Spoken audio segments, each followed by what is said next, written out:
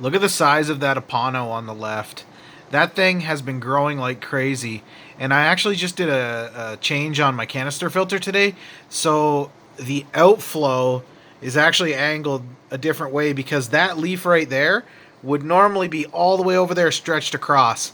And it was starting to block some light from the little moss farm that I have going on the bottom. But this is my 20 long. It's a pretty basic tank. I have some really heavy duty filtration on this tank, not because it needed it, but because I already had it, and I figured, what the heck, all that biomedia and filter floss, it's just going to keep this tank on schedule for me, basically. Like, I don't have to do very many water changes or anything. It is pretty heavily planted. I've got some Valsinaria, some swords. I've got the Aponogeton. The moss is at the bottom. There's some Ludwigia in the back behind the lava rock, as well as some. I think I've got some Hygrophila back there too. And then I've got a sponge over the intake of the canister filter as well, because I do have bamboo shrimp in here and they love to go sit on there and just collect all the little particles that are floating through the water. I've got kind of a mixture of fish in here.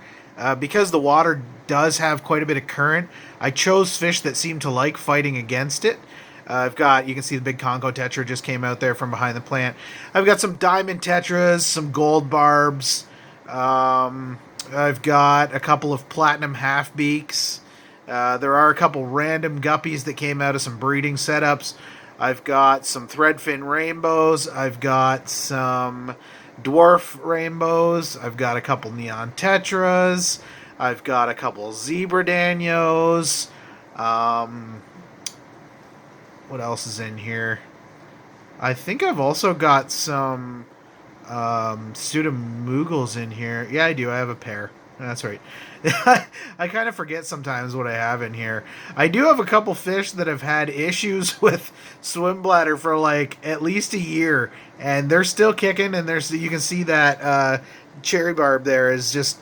It looks like he's struggling poorly, but his body shape is perfect. He eats regularly, and that thing has not died. And I've just let it live out its life in here, and it's having a great time. So, see if we can get a little closer on this tank right now without it getting all blurry. But I've got a few more moss squares to add to this tank that I have in the other room in one of my other setups, and I'm just slowly bringing them over here because I want to have a bit of a moss bed for some of the egg layers that might want to lay in the moss as opposed to the taller plants. So, oh, excuse me, I got it. Whew, there we go. Big yawn. I run an Asta 70 on this tank. I've got a Pothos that's actually rooted now down into the substrate. It started out as a cutting roughly 4 inches, and now it is growing straight up this bamboo pole that I anchored to the tank, and it just keeps going. So that helps keep the water quality good as well. Because it's a heavily planted tank, sometimes I forget what I have in here. I get a lot of fish that like to hide a lot, and then all of a sudden I'll see them for a couple days and be like, oh, when did I get those? But that's just how it is, right? So again, this is just my 20 long. It's a pretty standard setup. The Congo tetras are actually going to go to one of my friend's house because they've pretty much outgrown this tank. They need a little more room to go back and forth. Even though I love them and the color on them is stunning, I know when it's time to move them out. So anyhow, guys, that's 2 uploads in one day. I think that's it for me tonight. I have to go and do some more tank maintenance on a few other setups, but we'll talk to you all soon. Take care.